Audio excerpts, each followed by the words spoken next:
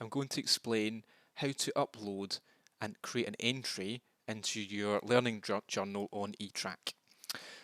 It's important to be able to do this to understand what you would be uploading to the journal and its purpose, what it's for. So when you're uploading anything to Etrack, there is really only two places you can upload documents to. One is your journal and the other is your portfolio of evidence. So let's start from the beginning to try and explain what is the purpose of your journal and what would you upload there. So if you think about it, an apprenticeship is assessed by putting together a portfolio of evidence which proves that you're competent at performing certain tasks, skills, knowledge, or behaviour in the workplace. So if you were to upload a document into your portfolio, that would be a piece of evidence which states that you are competent at performing knowledge, skills, behaviours, or performance criteria or knowledge in the workplace. Apprenticeships are targeted for people who are either changing career and moving into a different role, or they are sort of brand new and they've just left some other form of education and they're looking to start a career in a particular field. And so when a learner starts on an apprenticeship, typically they're not that competent to begin with, and at the end of it they are. And the apprenticeship is about the journey of getting a learner from that stage where they're not all that competent, it's the first time they've done it, to competent at performing these skills in the workplace and over a period of time. So how do you get from the start to the finish? Well, you've got to learn. And your journal is where you record your learning. So if you were to enter an entry into the journal, and let's say that entry was about a task, when you enter it into the journal, what you're saying is, I've learned a little bit about this task.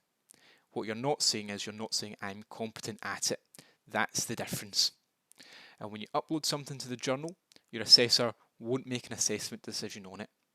When you upload a file to your portfolio, your assessor is responsible for reviewing that evidence and making an assessment decision. They've got to judge whether that evidence meets the standard of the framework, there's enough information there for them to make a judgment, and that it's quite clear that it is your work that you've completed.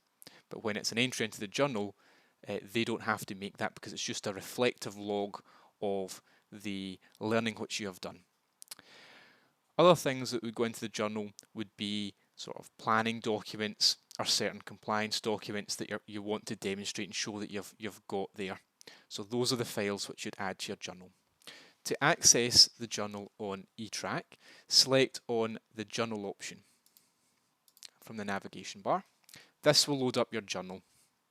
To create a journal entry, select the orange New Journal button. To create a journal entry, first you have to give it a subject or a title. So if you were uploading something like, say it's a file you have to upload, for example your CV or a learning styles questionnaire, you would call it just that. So it's your CV, you type in CV. If it's learning styles questionnaire, you type in learning styles questionnaire, the type of learning styles questionnaire it is.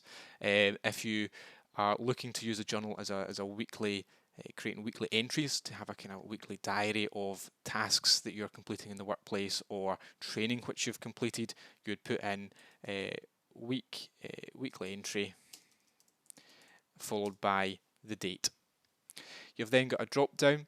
The default option here is other. However, if you see another option which you think is more appropriate, feel free to select that option. So if you're uploading your CV, you've got CV. If you're uploading the appeals procedure, there's an option. Job description, there's an option for that too. But if there isn't an option, select other. In this box, you can add a reflection. I would recommend and encourage you to add a brief reflection to every document and file you're uploading here. So for your CV, you'd reflect on your prior skills that you're bringing to this apprenticeship.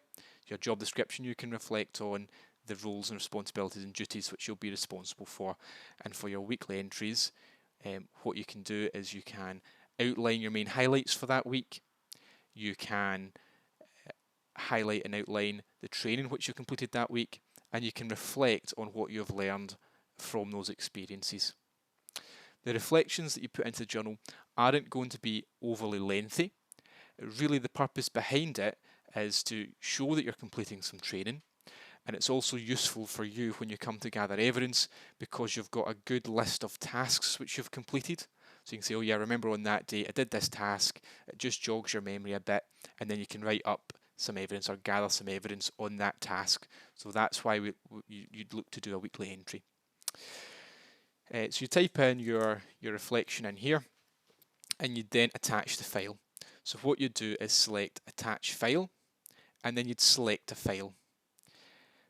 Once you've selected a file, it will appear under Attachments, and it's important that you then select the Upload File button, and then a black tick will appear after the file name.